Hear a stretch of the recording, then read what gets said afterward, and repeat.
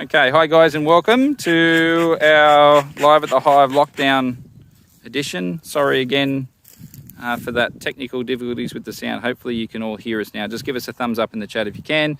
I'm here with Mr Griffin and Mr Durie.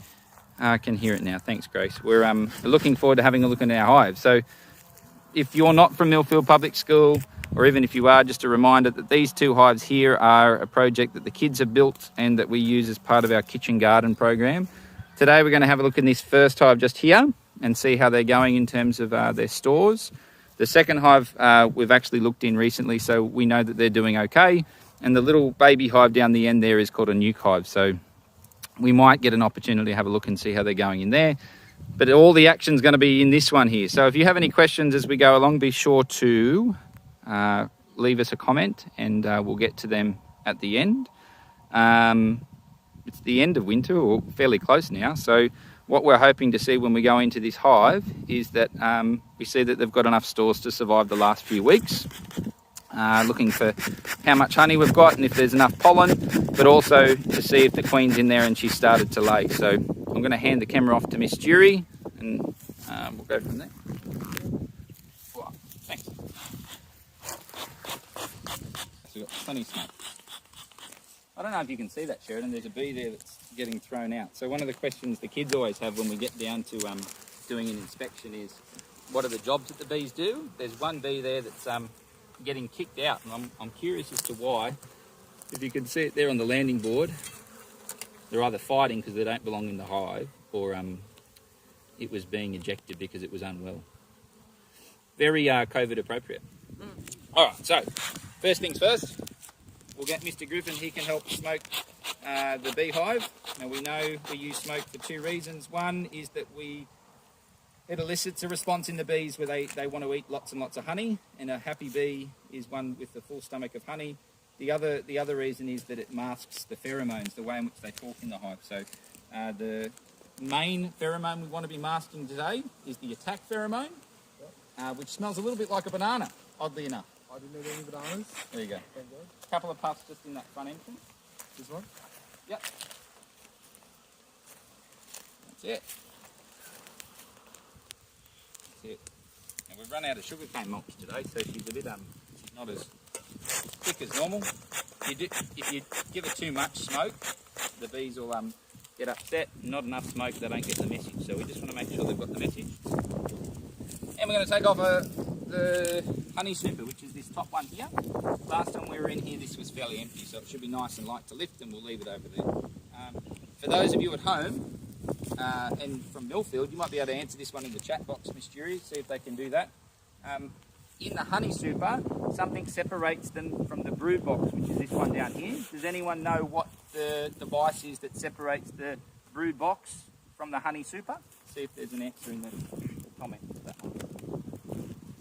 Okay, we'll give them a minute. There's that little delay. Yeah. You can be my smoker man if you want, Mr Griffin. You hold on to that smoker. They need an extra clue. There's no responses, Mr Durie, so far. So it's a metal special type of metal gate. It's just here. I don't know if you can see it here. So this metal gate here is called a queen excluder. That's enough. So come around this way. Can you see there's wood chip and stuff in here from when I picked up the last one? Oh yeah. Yep. How's that coming up on the camera? Get right in there, don't be scared. Yeah, so this is our brood box, and this metal thing is called a queen excluder. So what that does is it keeps the queen from going up into the honey super and stops her from laying eggs upstairs. Now, why do we want the queen to stay in the brood box and not lay eggs in the honey super? Because when we eat our honey, we don't necessarily want it to be too crunchy, if you get what I'm saying. Hey? Crunchy peanut butter's the thing, but not crunchy honey. Smooth honey. Yeah, smooth honey, runny honey. Now look, you can see here it was a little bit tricky for me to lift this off without pulling off the frames, and the reason for that is that over this winter period, this colony has done a great job of sticking it all together. Lots of wax there, which is perfectly normal. It's quite a healthy looking colony. Look at all those frames of bees. So that's good. Firstly, things are looking good. I'm just going to put this queen excluder there. Any questions coming up, Miss Durie? No, no questions. Still able to hear us, I hope. Girls, can you just comment if you can still hear us talking? They're very active. The bees are, yeah. They're pretty calm today. So that's a lot of bees, though, for this time of year. So we might end up with the opposite problem of what I was expecting, in that we've got too many bees. And we might have to help them out, give them a little bit more space. So what we're going to do... They can hear us, Mr Durie. Oh, that's good. Thanks, Work our way Mila. across these frames. Do you want to scoot around the side here for me, Mr Griffin? I don't want you to hold up the entrance, because all of those bees there are on a mission, and they want to find their way home. Even though we've taken off the lid at the moment, they don't want to be held up in traffic. Can you put your finger on that frame that it's stuck to? Yeah, just push it down a little. There you go. So let's have a look at what we've got going on in here. Oh, there's not a lot of activity on the outside of it. How's it looking on the inside? Yeah, busy. Busy? There's the queen. Look at the queen straight away. First frame out. Can you see it there, Miss Durie, with the dot on the back of her? Sure can. Everyone see that at home? Lovely, calm pollinating. It's good. So this is a super important frame, Mr Griffin. I'm going to hand it to you in a second. And you're going to hold on to it. So what can I see here? I can see lots of pollen. Why is the queen on this frame? She might be looking somewhere to lay an egg. Not a huge amount of eggs here, so she's probably looking for space. So, which is interesting, because it would appear like this is the end frame that they're working on. There's no honey on the back, there's no eggs on the back. So when we put it back together, what we might do is move this outside frame one in, because it's totally empty, and the queen's clearly looking for somewhere to lay her eggs. So she's a beautiful queen though, isn't she? Oh. Yeah. Now, Mr Griffin, do you know, or Miss Durie, you might be able to answer this one, do you know how come she's got a dot on the back of her thorax there? Simple answer is she's a queen. Yeah. So She does have a dot, but how's it got there? Because you bought her from a breeder who put a dot on her. Yeah, that's right. So sometimes we have queens that are marked, and it makes it a lot more easy to find them when we're doing an inspection like today. Most of the times, like our other hives, we don't have marked queens. It certainly does make it easier. Some people think it's a crown, but it's on the wrong spot of her body. I don't know who'd wear a crown on the back of their neck, but she certainly wears it proudly. And see how she's walking around the frame nice and calm. She's got a good temperament. She's not running around. She's not trying to hide. She's just doing her thing right now, looking for somewhere to lay those eggs. So really important that I'm careful with this frame. So I'm just going to clear some room, move this one out, and then I know where she is. So there you go. Pick this one up. Do you want to hold that for me, Mr Griffin? Oh, I smell that honey. Can you smell that? Is that our Indian miner behind us there, flopping around? I can hear him. Oh, yep. Where did the queen go? So I'm just going to sit her back in, and what we're going to do is keep looking and seeing if we're finding evidence of their stores. At the moment, there's not a lot of honey that we can see. There's definitely pollen on that frame. I'm sorry again, I didn't bring the right lighter fuel this morning, so I'm struggling a little bit keeping it alight. No fun. How are they going at home, Miss Durie? Has anyone been noticing out in the garden the bees picking up any nectar and pollen in their garden? I wonder if this morning that they were out and about with this beautiful weather, we're lucky. There's a fair bit of bee activity. That's a good question. Do you know the answer, Miss Durie? Or should we ask if anyone knows it at home? The girls at home might know. I've got a little bit of an idea. I'm saying the girls at home because they're the ones that are commenting. There might be some boys at home as well. You see, Mr Durie's removing his gloves, and the reason he's doing that is not because he wants to be stung, but because he's finding it very hard to lift these frames up without hurting the bees. So, not something that you do at home, but something that Mr. Oh, look at that! It's a beautiful frame of brood. Now, because that frame's fairly empty, Mr Griffin, you see how I've lent the queen excluder up against that hive? If you want to lean that one up against the sawhorses up there, that's perfectly fine. So this frame here has got a whole heap of capped brood. Now, capped brood is baby bees waiting to hatch out. So this population, although it looks quite full today, is about to expand. So from an egg to a bee, the process is about 21 days. Now, for them to be capped over, they're at least beyond halfway. So in the next, what's that make it? 10 or 11 days, these bees will be emerging and increasing this population quite dramatically. And it's the same on the back there. Lovely calm bees. So I can understand why the queen was all the way on the outside trying to look for a spot to lay, because at the moment it's looking quite full in there. What else can I see here? Can you have too many bees in it? You can. Funnily enough, bees do a really good job of using the space, but once they've overpopulated the space, what they like to do is to use that opportunity to go and spread their genetics and start a new family elsewhere. Now that process is called swarming. So spring typically is when we find that bees, spring and early summer, is when they're expanding their colonies to a point where they might be able to swarm. So not straight away now, but you know, in a couple of weeks we might be looking at that type of scenario now where they've run out of room and they're wanting to start a hive elsewhere. I just saw a little bug, little black So beetle. just over here, if you can see that, Sheridan, it's a bit hard to hold without me shaking. There's a couple of little black beetles floating around here, and they're a pest. So we've got, you know, quite a few thousand bees in this hive, but there might be, you know, tens or 20 of these little black beetles called small hive beetle, and they're a pest. They try and benefit by laying their eggs inside a hive, and then as their babies emerge from the eggs, they eat the honey and the wax and the pollen that's around to raise their own larvae. Bees do a really good job of trying to keep them under control. They normally run them around and keep their populations down. But when you have too many of those black bugs, it can actually be really bad for the bee population. They can get to a point where it gets slimed out, it's called. It's got a slime out. At the moment, we've only seen one or two. Did you see many more than that, Mr Griffin? No, just a couple. So this frame here, it's got a lot of emerging brood. So some of those wax cappings have hatched out or emerged out. Don't hatch, and there's one there. Just see if I can get you to focus in on here. So let me move them. So this bee is just being born today. Can you see the antenna sticking out of that cell? That's cool. So that's her birthday, and I know it's a girl because of the shape of the cell. So I know that this is going to emerge as a female or a worker bee. And in fact, at this time of the year, it's very rare to see any boy bees. I've seen one, and I'll point it out the next time I see one, but they're not raising boys at the moment because, though boys are fantastic, I mean, might be a little bit biased in saying that, they're not overly helpful at this time of year. They don't do a lot of jobs. What time of the year are the boys helpful, Mr Durie? Sure. Well, do you, are you looking for an answer to that, or is that a rhetorical question? Yeah, leave it rhetorical. Yeah.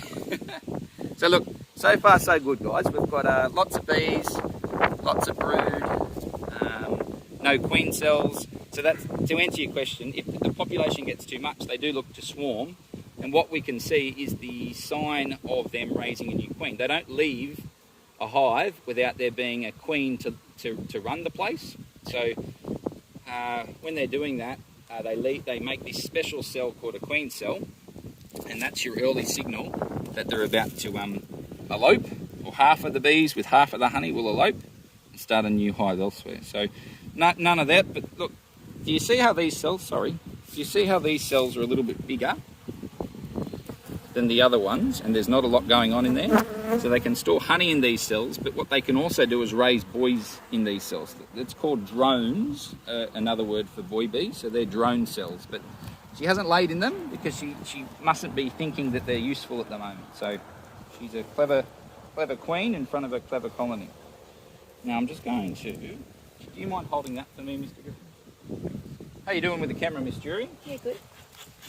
Was there any answer to our question about how far they can fly? No, but Tiffany Wing did comment and said that my question was a very good one. Read when are the boys useful? Yeah, well. Cooper's very easy. So this frame here is filled with pollen. Can you see all the different colours of pollen in there? So pollen is, when they've combined it down like that, it's called bee bread, and it's their form of protein in their bees' diet. So bees will fly back after visiting flowers, and here's one. Let's see if I can get you to focus. Where'd it go?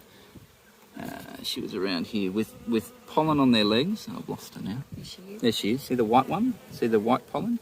They'll come back to the hive with this pollen on their legs. They'll find a cell and they'll scrape it off. And if you look at this cell here, there's 2 bits of orange pollen that was scraped off earlier today, and they'll chew it up and they'll combine it with like special enzymes in their saliva, and it makes it longer lasting. I guess it increases the shelf life. But they feed this to the baby bees. So anytime there's, and feed it to the bees that are growing up out of in those cells. So it's a really important sign that this hive is healthy, to see that pollen frame. Oscar Vaughan has answered your question via Miller Vaughan, and it's 7 kilometres from the hive, he thinks. Yeah, so it's not too far. I mean, I would say that if they were really desperate, they would definitely fly very far. I think studies have shown 6 to 7 would be the most. I think they say on average it's about 5. Now this is an empty frame. Just to save them getting a little crowded, I'm going to put it one in so that this now becomes part of the brood nest, so where they're raising bees. But Oscar, I'm very impressed, or is it Miller or whoever it was that answered it? I'm very impressed with your knowledge, mate. You've done a good job remembering that. Yeah, so 5 to 6, maybe even 7 at a stretch, kilometres away from the hive. Just had one stuck with me. Tried to sting me, I can't steal it. Yeah, not too bad. It must have tried to get me in the nail, but it didn't hurt. Yeah, so we're just going to reassemble this hive, and we'll have one last quick look at the one down there. Now, that box, when I lifted it, the honey super was very light. So I know I've got a few parents that are very, very keen for us to be doing a honey harvest, but at the moment, unfortunately, there isn't surplus nectar, and we don't want to take that, or surplus honey. We don't want to take it away from the bees until we know that they've got enough to support themselves. All right. Which is, you know, us being kind beekeepers, because we need them to be happy and healthy. So now what I'm going to do, where did that frame? Yeah, that spare one. I'm just going to pull this frame out and see if we can find the queen again, and then I'll do my manipulations. It's possible because I was so slow today that, oh, she's jumped off of this frame and onto another. Yeah, I think she's gone. So let me just check on the back side. So typically what I would do is, if I was really worried about the queen, I could capture her in like a cell. But I look on the inside, I don't see her. Is she on that side? I've just got to be really gentle putting things back together now, because the worst thing that I can do is squish her, because obviously she's important. Although the bees have got eggs and things in there that she could raise a new one. We like this queen and I don't want to hurt her, so just be very, very gentle. Can you hold that one for me, Mr Griffin? So, just gently moving our frames around. Is there any questions at home as to what's going on in here while we've got the hive open? This is a very healthy looking colony, lots of bees, thousands of bees. Probably, if I was to estimate, anywhere between 30 and 35, maybe 40,000 bees.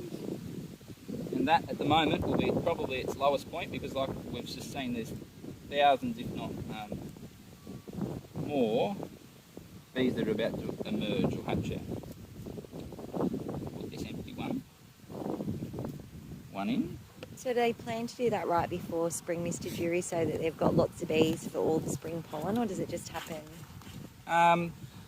Well, I mean, there's a couple of signs that the bees look out for, and the main one is the sun. So depending on how long the sun is up in the sky, so once you pass winter solstice, which is the shortest day of the year, they start their slow spring build-up. And the reason for that is that they know that favourable weather conditions are coming.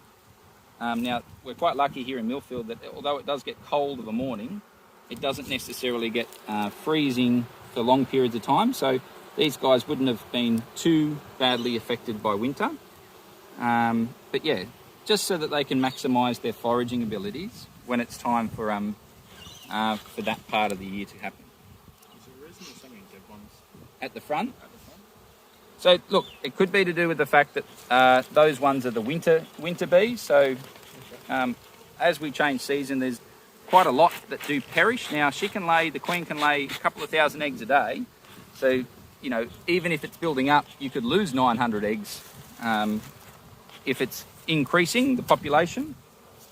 So there's often a lot of bees that will perish in a day. And coming out of winter, it's not unusual to see a fair few bees kind of expiring as the days go on. What was their lifespan? So in winter, it's typically longer because they don't do as much activity. It's the foraging activity, the flying 5 and 6 Ks and bringing it back, that makes the energy kind of get consumed.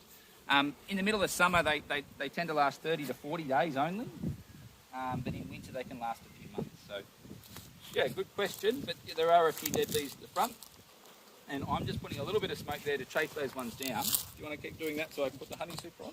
A couple more questions, Mr Durie. Yes. Have you ever had one of your hives swarm? Yes, I have, in fact. I have a couple of hives in my backyard, and a good beekeeper is a beekeeper who knows what their bees are doing, but an honest beekeeper is one who understands that sometimes even the best preparedness can catch you unawares. So I've had a couple of my bees swarm, and that process is pretty wild to watch. So, you know, if you can imagine 20 or 30,000 bees exiting a hive in the space of 2 or 3 minutes, it makes a tremendous noise, almost like a helicopter. And all they do is they look for a nearby branch, normally within 20 or 30 metres, and they set up a bivouac, so like a temporary camp, while they send thousands of scouts off to find their new home. They can be there anywhere between a couple of hours to a couple of days in this kind of like bivouac. Now, luckily for me, my swarm went into my neighbour's, well, I guess unlucky for my neighbour, but luckily for me, it was only about 10 minutes away. Went into my neighbour's yard on a lemon tree, and nobody was home, and I, you know, did the right thing and made sure that they were okay with me going and capturing them. So what you can do is that when they're in that swarm state and they're in the ball or the bivouac, it just looks like a big basketball. Thousands of bees kind of huddling together, keeping each other warm, making sure the queen is typically in the middle of that somewhere, making sure she's safe. You can rehome them. You can give them a box straight away. So you put a box underneath, and you know, a trained beekeeper will do this properly. So I wouldn't recommend doing it without the right gear, but you give them a box and save them the trouble of finding a home. So in that state, that's how people can increase their hives. But there are other ways, and you don't have to let your bees swarm to get to that point. But that's a great question. So none of these ones have swarmed because we're in them so often, we're able to kind of see the early signs and move things around. Any other questions, Miss Durie? Grace Eddie's asked, what happens if the queen dies? So the queen's job in a hive is to lay eggs. So if a queen's not in a hive, then the hive is no longer able to reproduce workers, and without workers there's not a lot of honey that comes in, and without workers there's not a lot of pollen. So they're in a state of emergency. They've got to either replace the queen, or inevitably what will happen is that that hive will dwindle in numbers and die. So there are times when a hive will go queenless, sometimes through a choice of their own. They might not like the amount of eggs that the queen is laying, and they might say, you know what, we can do better by, we can try and raise a new queen.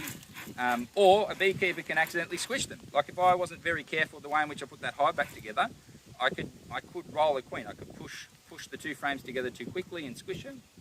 And when that happens, the bees need intervention, or they need to intervene themselves. So they can use an egg that she's laid in the past, feed it a special diet of royal jelly, and raise a new queen. So lucky for them, the procedure of raising a queen is a lot shorter than raising a worker brood. So instead of it taking 21 days for that to emerge, a queen can emerge in 16 days. So the special diet she's on speeds up her growth and development. So alternatively, as a beekeeper, you can use that opportunity to put in your own queen from another hive, or from a different line of genetics that you like. So.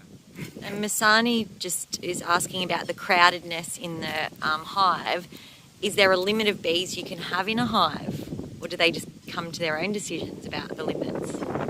Look, again, like Mr Griffin was kind of asking about earlier, if it does get too crowded, that is a sign for them that they've got a good enough population to split and go and start a new hive elsewhere. We're a long way off that. Even though that looked really full, a population of bees that's about to swarm is probably 50% more than what we just saw. There'll be bees kind of hanging out the front because they're not able to get in. There'll be bees all the way up into this honey super because there's not enough space downstairs. This one's, it's a good, healthy looking hive at this time of the year. There wasn't as much nectar as I'd like to see in there. On the outside of those pollen frames that we showed you, normally what we like to see is honey frames. And there wasn't whole honey frames. There was some nectar in there, so some surplus, but wasn't overly generous with their stores of honey. So again, another reason why we're not going to take what is left up top away today. And Phoenix is saying hello and that he's got lots of bees on the lavender plants at their house. Good job, Phoenix. That's good to hear, because that lavender, whether or not it's from these hives or another hive out there, that lavender is a really rich source of pollen and nectar. So lavender is a really bee-friendly plant. And these bees, like we said, 5 to 6, 7 even Ks from here, will definitely, I would imagine, Phoenix, could be visiting your lavender plant right now. They might be flying back and then flying out. So.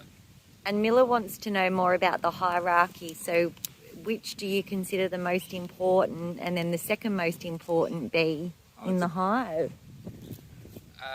That's a good question. The funny thing is, people will instantly say the queen, and the queen, we've already explained how important they are for the hive, but the queen by herself will die. She can't do all of the jobs that are necessary for a hive. So it's a really, really hard question to answer. So it's a teamwork thing. So a colony of bees like this one relies on all of their sisters and the brothers at times to do their jobs. So They're all essential. they're all essential workers. Yeah, they're allowed to travel from the hive in whatever direction they want because they definitely are essential. So, look, a queen is probably the most singular important bee in the hive, but without her workers around her, feeding her, cleaning her, preparing the cells, looking after her daughters. Replaceable.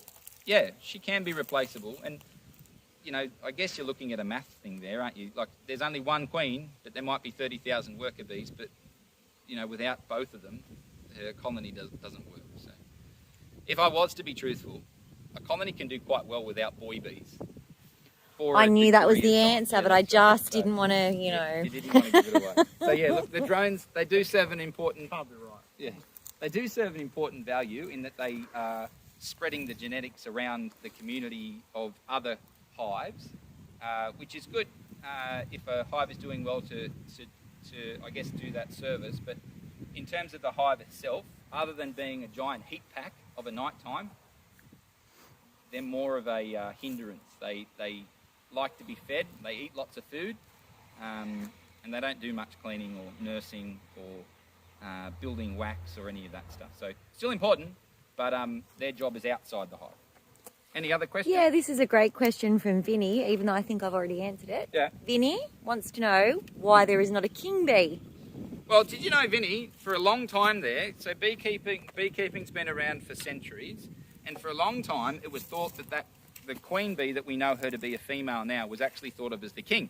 And they used to think that hives were ruled by a king, and they didn't know for a long time that the king that they were putting up on a pedestal was actually a female and was a queen. So, look, Vinny, definitely a queen and definitely a really well-working colony of mostly females. But like I did say, the boys do serve a purpose, but their kingly duties are out of the hive. Meters in the air, kilometres away from their home. So, good question though. Do they have any natural predators? Bees? Yes, they do. We were talking earlier about how sometimes birds will enjoy picking off bees mid-flight or as they're returning to their home. You can imagine if they've just collected a whole heap of nectar, it would be a little sweet little treat of an afternoon. There's a lot of pests and diseases that affect bees. I'd say the biggest thing for bees in our environment, the biggest detriment to them is us humans in the way in which we're going about clearing land and using pesticides and things. But these are European bees, so their natural predators are things like bears and honey badgers and stuff like that. Around here, we're quite lucky in Australia. There's not as many. There's definitely not any grizzly bears that will come and knock over our hives, but and nothing that will overly benefit from doing that. But there are a few. They I guess they serve an important role, but no bears. Not that I know of anyway. Introduced species. They are, 100% are. They've been around for a long time, and a lot of our farming requires these particular bees because we've got to a point in our agriculture where we're using non-native plants to feed us. So like the flour that you eat in your bread, the fruit and the vegetables that you use all require pollination. And although there are a lot of native bees, Well, it's not even about not enough. The different sizes of the flowers require different pollination strategies. So I've got native bees at my home, and I've got my own native beehive, and I've got these European beehives, and they can coexist quite nicely because there's such a wide variety of native to non-native plants around where I live. The issue is if you have several thousand of these beehives, then it makes it very hard for the native species to coexist, because these guys are much more adept to travelling further and maybe a little bit more active. So to give you a comparison, these ones travel 5 kilometres, let's say, from the hive, but my native bees will only fly 500 metres from the hive. So you've got to make sure that you've got a lot of nectar and pollen for them close to the hive, whereas these ones it's not as not as risky. Good question, mate. Joseph's on, he's saying hello, and Kobe Wild, and Piper's asking how long do the different bees live for? So Mr Griffin asked that one. Let's see if he remembers. 20... No, I don't remember. It's something about 21 days. So 21 days from egg to when they emerge, but they, like in the middle of summer, they'll last for about a month. Oh, yeah. Females will last about a month. Boys will last a little bit longer. Now the cool thing is that the queen lasts a lot longer. They don't have to replace her every 30 days. A good queen that's well mated with other boy bees in the area can last up to 4 to 5 years. So her job is an extendable stay. But again, it doesn't seem to bother what these girls are doing, because they know that they're part of a colony that's working. So yeah, and it depends. Like if it was terrible weather and there wasn't a lot of food around, then they'd burn more energy to collect it. So we say 5Ks, but they don't want to be flying 5Ks. They'd much prefer to be flying to our veggie patch to be collecting their nectar, or our pine bark, or our Fridge. That's right. Would you prefer to go to the fridge, or do you want to walk to the shop every time? So, Joe wants to know how long they all live together for. yeah, so colonies can last years. So like when the queen gets to the end of her lifespan, the colony will know that she's at the end of her lifespan. It might be the pheromone that she puts out, and it might start to dwindle, and they can supersede her, which is a fancy word for saying replace her. If they don't think that she's has much life left in her, they'll use one of her eggs, so her daughters, to raise a new queen. So it's called a daughter queen. So colonies in good positions with good health that don't get impacted by pesticides or pests like the small hive beetle can be in a spot for 10, 20, 30 years. It just depends on what's going on. Drought obviously impacts them, bushfires impact them, a lack of forage will impact them, but yeah, I've definitely seen hives in trees that would have been there for 10, 20 years. So yeah, and I'd like to think that these ones, with all of the great beekeepers that Millfield has, and the many more that are learning as we're doing these things, that these will outlast our state and continue to be a good point of learning for 10, 20, 30 years to come. Oh, good. Lana's on as well, and she'd like to know how you split the hive and what exactly happens when you do this. So look, we'll come away from the front. If I take this off, and then it's a little bit more, you can see it. So how do we split the hive? So you're replicating a swarm happening. So we've talked about swarming happens when they get too crowded and they've got a good flush of resources and they go off and try and find a home. So a hive split is us faking that process. So instead of them finding the home, we're taking half the hive out and we're giving them a new home proactively to prevent that from happening, because you lose the ability of where they fly to. They might fly, I said, like I was lucky it flew to my neighbour's lemon tree, but they could have well flew up to the top of that tree, and then it's very hard for us to rescue them. So when you split a hive, then the one without the queen has to then raise a queen. So it takes a little bit of time for that. We've said 16 days, but even after that 16 days, the girl emerges, she has to do a series of mating flights before she's able to start laying. So it can be a month of stress for that hive before they're queen right and laying again. So, and look, we've been in situations in other spots where we've established a hive and the queen has gone off on her mating flight and not returned. Whether or not she got lost, whether or not she didn't find enough boys, whether or not a bird picked her off on the way home, it's a risky time for a hive. So yeah, it does sound simple. You take a few frames with eggs and honey and pollen and bees, and you put them in a new box, and they're fine. But it's a risky time, and they're incredible how they hedge their bets. They'll raise a few queens, and sometimes they'll raise so many that they actually let them out, and the queens fight it out, and it's survival of the fittest inside the hive. So, yeah, but that can backfire too. If it's an evenly matched queen, then they can hurt each other, and they end up, making it complicated. Oh, great question, Lana. We Good haven't got any more questions All right. though. Well, we might wrap that up for this week. I think there's been a lot of stuff there, but we're happy. We're good with that. A lot of happy bees in that hive, and not as much honey as I'd like to see. So the next time we do an inspection on that hive, we'll be looking to see if they've brought in that nectar. They're certainly bringing up lots of baby bees, and that's going to be great for foraging. But let's hope that a few more of our native species come in bloom. We noticed, I think it might have been ironbark as I was driving in this morning, has started to pop now with flowers, so that's good timing for us. And I saw some bottle brush as well. Somebody's got some bottle brush. Yeah, lots of wattle. The Sydney wattle at the moment on the side of the road is, that pop of yellow is looking good. So Great. I'll stop talking. Thanks for joining us. Thank you. Thank Mr Griffin, and thank you, Miss Durie, behind the camera. No worries. Good luck at home, and we'll talk again soon. Bye for now. See you guys. Are you able to turn it off?